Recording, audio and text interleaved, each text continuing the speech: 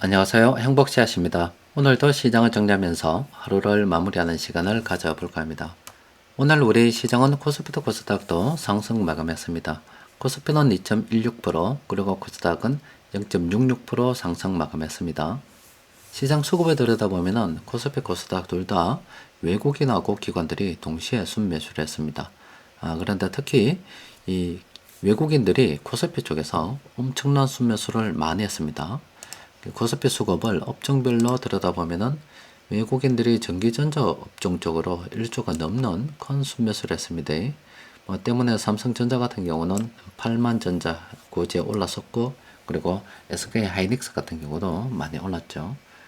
그 외에도 운수장비 외국인들이 오늘 매수를 많이 했고, 또 다른 업종들도 이렇게 매수를 많이 했습니다. 우리 시장 최근 움직임을 보면은 이때 조정을 좀 거쳤다가 다시 이렇게 강하게 오르고 있는 중입니다. 이런 조정이 올 때 제가 여러분들께 말씀드렸죠. 시장을 단타하시는 분들께서는 뭐 폭락이다 이렇게 이야기할 수 있겠지만, 우리는 장기적으로 볼 때 이 조정을 추가매수 기회로 봐야 된다고 여러 번 말씀을 드렸습니다. 이때 여러분들 뭐 시장 올렸던 거 카페 글 하나 올려드렸는데 기억나시죠? 이때 우리 시장이 좀 하락을 했었고, 하락 이후의 움직임이 요거입니다. 그러니까 이때도 조정은 기회라고 말씀드렸어요. 이때도 마찬가지죠. 이때도 뭐 조정이 있어야 사기 매수할 수 있기 때문에 기회다 이런 말씀드렸는데, 지나고 나서 보니까 이런 조정이 될 때 그 이후에 다시 강하게 치고 올라가는 움직임 계속 나왔잖아요. 지금 현재도 또 이렇게 나오고 있고, 그러니까 저런 조정이 있을 때 그동안 사고 싶었는데 사지 못했던 종목들 계속 물량을 그렇게 모아가는 겁니다. 우리 전략 같은 경우는 삼성전자나 그러니까 반도체 관련이나 운수장비 쪽으로 지금 많이 올랐기 때문에, 또 앞으로도 저걸 뭐 물량을 외국인들이 많이 들고 있어서 풀었다가 뭐 당겼다가 하면서, 지금도 삼성전자 그동안 풀다가 다시 당긴 거 되는 거잖아요. 뭐 시장 지수를 흔드는데, 우리는 이미 외국인들이 물량을 장악해서 흔드는 것보다는 내수 관련 쪽으로 관심을 좀 더 가진 게 좋겠다라고 계속 시황을 통해서 말씀드리고 있는 겁니다. 또 뭐 조정이 있을 때 왜 조정이라고 하느냐. 뭐 우리 시장 같은 경우는 뭐 그렇게 오르지 않았잖아요. 전체적으로 볼 때 오르지 않았죠. 근데 해외 시장 같은 경우는 미국 지수를 한 10년간 이렇게 보면은 엄청 많이 지금 뭐 최고점을 지금 찍고 있는 그런 상태입니다. 또 그리고 일본은 뭐 여러분들 다 알고 계시죠? 일본 같은 경우도 지금 뭐 잃어버린 뭐 30년 날아갔다고 최고점을 지금 찍어버렸습니다. 또 그리고 뭐 영국도 볼까요? 영국도 보면 지금 최고점을 찍고 있는 그런 상황입니다. 그리고 또 좋지 않았던 이 중국 시장 같은 경우도 최근에 이렇게 보면은 이렇게 반등을 하고 있어요. 최근 들어서 뭐 홍콩 정시를 갖다가 이래서가 어떻고 뭐 원금이 떼니 많이 그런 이야기들이 많이 좀 잦아들었죠. 조금씩 오르니까 또 이때 이후로 좀 오르니까 지금 그런 일이 벌어지는 거예요. 우리 시장 같은 경우는 해외 시장에 비해서 오르지 않았습니다. 또 그리고 우리가 주력으로 지금 파는 게 반도체인데, 앞으로 인공지능 기술이 점점 발달이 되고 또 적용되는 분야가 많아질수록 반도체 수요는 늘어날 수밖에 없다고요.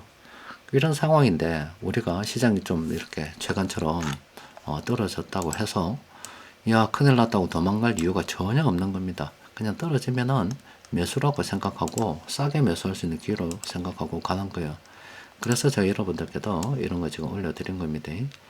최근 시장이 한 며칠 좀 미끄러졌다고 해서 급난다 이렇게 하면은 그 사람들은 주식 투자하면 안 되겠죠. 자, 시장 수급에 들여다보면 일단 금융투자 쪽도 뭐 시장 상승에 큰 역할을 했습니다. 또 금융투자가 오늘 이렇게 순매수를 많이 했기 때문에 또 뭐 다음날에는 좀 오늘보다 작게 매수를 할 수도 있고 또 오히려 물량에 넣을 수도 있어요. 하지만은 어쨌든 우리가 외국인들 따라가는 거 아닙니까? 기관들 같은 경우는 힘이 없다니까는요. 기관들은 이미 외국인들에게 돈 쌓으면서 비교의 대상이 아닙니다. 기관들은 뭐 매수해주면 좋고 뭐 안 해주면 그뿐이고 대충 그런 상황입니다. 뭐 이런 상황에 대해서 안타깝다 뭐 수백 번 수천만 번을 이야기해도 개선의 여지가 없는 거기 때문에 우리는 각자 도생의 심정으로 살아야 되겠죠. 나라가 아무리 잘 살아도 내가 못 살면 불행한 겁니다. 미국이 잘 나가고 있지만 미국에도 거지들이 있어요. 근데 미국의 대부분의 사람들은 미국이 참 살기 좋은 도시이다, 살기 좋은 국가이다 이렇게 이야기를 하고 있을 겁니다. 뭐 그러니까 중국 공산당들도 뭐 미국하고 대치하는 것처럼 보이지만은 저거 자녀를 미국으로 다 뭐 보내놨다고요. 아마 우리도 그런 적 있었지 않습니까? 옛날에 중국이 어떻게 해가지고 우리나라 왕자를 갖다가 저 중국 어디 보내놨을 때 뭐 볼모로 잡힌 것 같은 뭐 그런 거 있잖아요. 걔들도 정치적으로 하는 게 이게 뭐 눈으로 보여주는 쇼가 아닐까 싶기도 합니다. 왜냐하면 저거 새끼들을 이거 다 갖다 놨는데 뭐 중국만 그래요. 우리나라도 보면은 자식분들, 자제분들 미국에 많이 갖다 난 고위층 분들이 많이 계시죠. 우리나라뿐만이 아니라 전 세계가 다 그렇지 않을까 싶습니다. 그러니까 우리가 눈으로 앞으로 보여주는 거하고 또 있는 거는 또 다른 것 같아요. 여튼 미국이 그렇게 잘 산다 해도 미국에는 못 살면, 지가 못 살면 지옥 같은 삶을 사는 사람들이 있을 거예요. 다만 나라가 잘 살면 전반적으로 잘 사는 사람들이 많을 수도 있다. 이렇게 생각해 볼 수도 있겠죠. 그러니까 우리가 뭐 나라가 어떤지 뭐 저런 이야기해도 내가 못 살면 그냥 불행한 거예요. 그래서 여러분들께서도 뭐 시장이 어떻니 이런 이야기 저런 이야기 다 나온다 하더라도 그냥 지금은 다른 거 없습니다. 우리도 일본도 그럴 거예요. 일본도 국가 부채가 지금 뭐 GDP 대비 많다. 그래서 금리를 못 올릴 거다. 이렇게 이야기하잖아요. 일본의 이게 국가 부채라고 하면은 제가 예전에도 일본은 뭐 일본뿐만이 아니라 전 세계 모든 국가는 부채를 갚지 않는다라고 말씀드렸죠. 일본이 국채를 그러니까 부채를 갚을 수 있는 유일한 방법은 채권을 계속 찍어내서 뭐 돌려막기 하는 게 아니라 돈을 무지막지하게 풀어서 이걸 갖다가 그 인플레이션을 일으켜서 국가 부채를 내려버리는 겁니다. 인플레이션을 일으키면 국가 부채가 상대적으로 낮아지고 국민들은 전반적으로 다 국가 부채 그걸 세금으로 뭐 짊어지는 거다 이렇게 생각하시면 돼요. 우리도 국가 부채가 자꾸 늘어나면은 돈을 갖다가 이렇게 늘리는 선택을 할 수밖에 없겠죠. 최근 들어서 물가가 안 잡히니 무엇이 어떠니 이야기하는데 전 세계적으로 말입니다. 우리나라뿐만 아니라 이거는 다행스럽다 생각합니다. 다행스럽다고. 왜 다행스러운 건가? 우리나라뿐만이 아니라 전 세계가 돈을 그만큼 찍어놨는데 이 찍혀서 풀린 돈만큼 물가가 좀 영향을 안 받고 있다. 실제 품 것만큼 돈이 늘어난 것만큼 물가가 올라가면은 지금보다 한참 더 올라야 그게 정상이 아닌가 싶어요. 근데 그게 아니니까 지금 어차피 물가 계적이 풀린 돈에 비해서는 굉장히 안정적으로 지금 잡혀가고 있지 않나 이렇게 생각이 듭니다. 그러니까 뭐 우리도 그렇고 전 세계가 지금 국가 부채가 많이 늘어나는데 국가 부채를 갖다가 갚는 방법은 일단 가장 이상적인 방법은 그 나라 경제가 잘 돌아가서 해외에서 돈을 많이 벌어와가지고 국가 부채를 말 그대로 갚아버리는 게 가장 이상적인 방법입니다만은 그런 일을 하지 않습니다. 그냥 돈을 찍어버리게 되는 거예요. 돈을 찍어버리게 되면은 자산 가치는 오르게 돼 있겠죠. 주식도 마찬가지인데 약간 차이점은 이 부동산 같은 경우는 상대적인 재평가. 그러니까 돈이 늘어나면 늘어난 만큼 조금 수동적으로 오른다 이렇게 보시면 되고 그럼 기업은 어떻게 돈을 버느냐? 기업은 조금 다릅니다. 기업이 버는 방식은 수동적이 아니라 굉장히 능동적입니다. 상품을 팔아서 적극적으로 돈 가치가 떨어지는데 돈을 더 많이 빨아당기 버림으로 인해서 그 돈 가치의 하락을 상쇄하는 이런 움직임을 보이고 있습니다. 그러니까 우리가 주식에 투자한다는 것은 이런 움직임을 기대하고 하는 거고요. 부동산에 투자하는 것은 적어도 수동적인 면 그런 걸 이야기하는 거고 또 금과 은을 투자하는 것은 여러 가지 의미가 있죠. 일단 뭐 자료 측면에서는 금과 은은 살 때 팔 때가 뭐 자료가 좀 제출되는 면도 있지만 또 사인 간 거래도 가능하기 때문에 자료 없이 뭐 우리가 이야기하는 흔히 이야기하는 비자금 같은 거 아니면 여러분들이 현금 거래하시는 분들 그러니까 장사하다 보니까 현금 좀 들어오는 분들 있죠. 그런 분들 삥땅 쳐먹기가 좋죠. 금도 은도 이런 게 됩니다. 여튼 뭐 주식이든 뭐 부동산이든 금과 은을 보유를 해야 앞으로 살아남는 거예요. 그냥 막연하게 월급 오르는 것만 기대하고 좀 더 하면서 땡감이 질러봤자 겨우 질금 더 줄 뿐이고 귀찮으면 잘라보면 됩니다. 그러니까 제일 겁내하는 게 미국 같은 경우는 부탁하면은 뭐 메타에서 얼마 잘랐니? 일론 머스크가 얼마 잘랐니? 구글에서 얼마 잘랐니? MS에서 얼마 잘랐니? 직원 해고했다는 이야기 나오잖아요. 마음대로 잘라볼 수 있으니까. 우리는 그거 지금 한번 직원 고용하면 자르기가 굉장히 힘들죠. 우리도 만약에 미국처럼 직원 마음대로 자를 수 있다 그러면 월급 더 달라고 선동하는 놈들 잘라본 것인데. 그러지 않겠어요? 잘라본 것이다고요. 그러니까 월급으로 어떻게 뭐 물가 상승분 아니면 돈 가치가 떨어지는 거를 갖다가 커버하기는 역부족이다 이 말이야. 또 직장이 안전한 직장은 없다는 거예요. 여튼 전 세계 국가의 부채가 이렇게 늘어났고 국가에서 그 빚을 갚아야 되는데 절대로 국가는 돈을 더 벌어서 갚을 수가 없기 때문에 국가들이 하는 가장 큰 쉬운 선택은 돈을 갖다가 세를 풀어푸는 겁니다.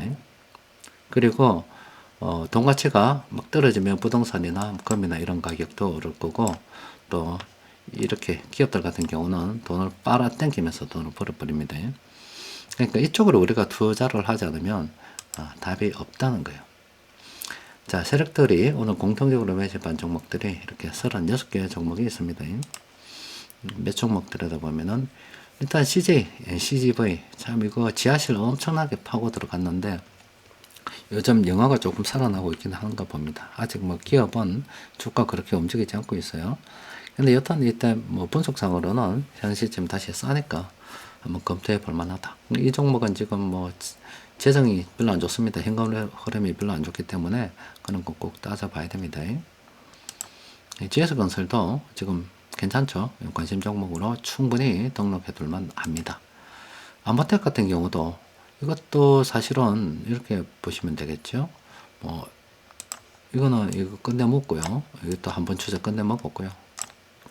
또 여기서 한번 정점으로 찍으면 이때 하락하다가 이때 브레이크 걸렸잖아요. 브레이크 걸리는 계속 하락했으니까 이때 한번 총을 쏴도 되는 부분이고 오늘 총 쏴도 돼요. 오늘 보면 이렇게 조금 당겨서 이렇게 보면 강하게 이렇게 치고 올라갈 때 진짜 좋습니다. 이때 총 한번 쏴도 되고요. 뭐 오늘 쏴도 되는 그런 상황입니다. 이 종목도 괜찮아요. 또 그리고 원익 RPS 같은 경우도 오늘 총 쏴도 되겠죠. 왜 오늘 총 쏴도 되냐면 쭉 당겨 봅시다. 이렇게 당겨 보면 일단 한 번 더 오를 수 있어요. 매수 뭐 그렇게 뭐 이거 두 번이나 이미 까먹었기 때문에 이제 한 번 남았어요. 그럼 올라도 오늘 총 쏴도 되는데 큰 상승은 기대하기 어렵겠지만 어쨌든 오늘 매수도 괜찮았다. 고라니 같은 경우는 뭐 안되겠죠.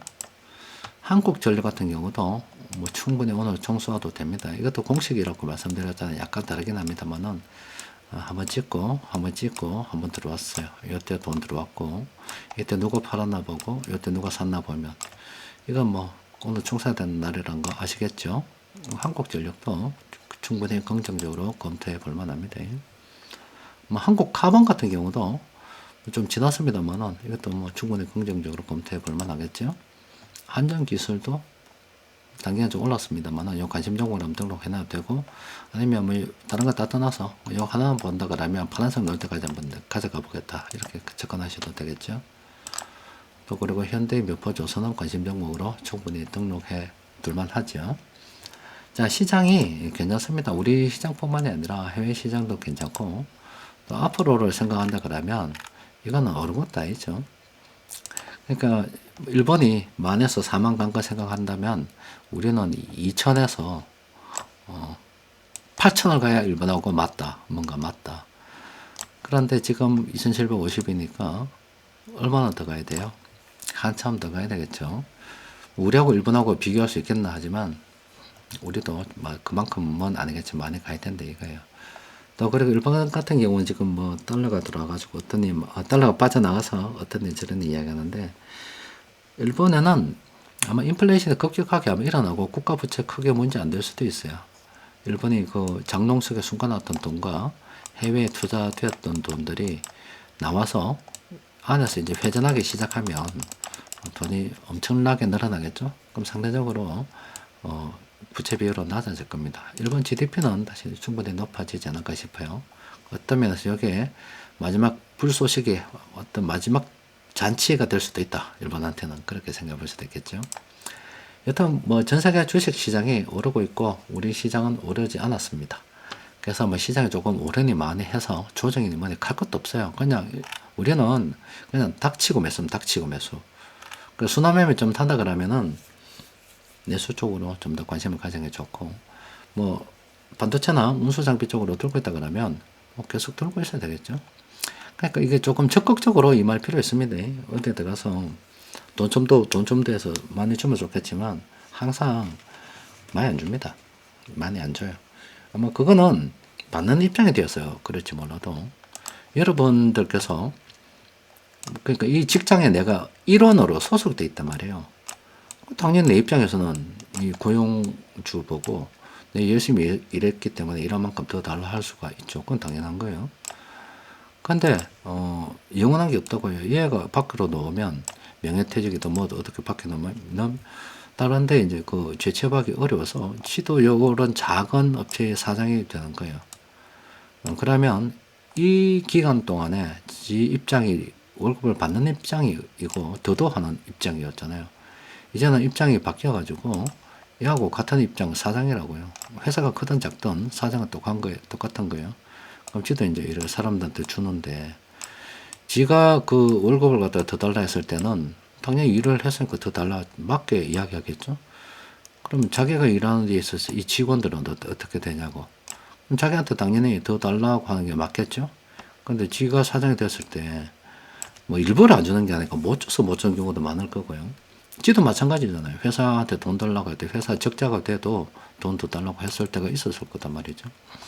또 회사가 흑자로 돈이 좀 남았다 하더라도 올해는 돈을 벌 줄 몰라도 내년에 돈을 벌지 어떻게 될지 모르기 때문에 또 내년에도 월급 줘야 될 거 아닙니까?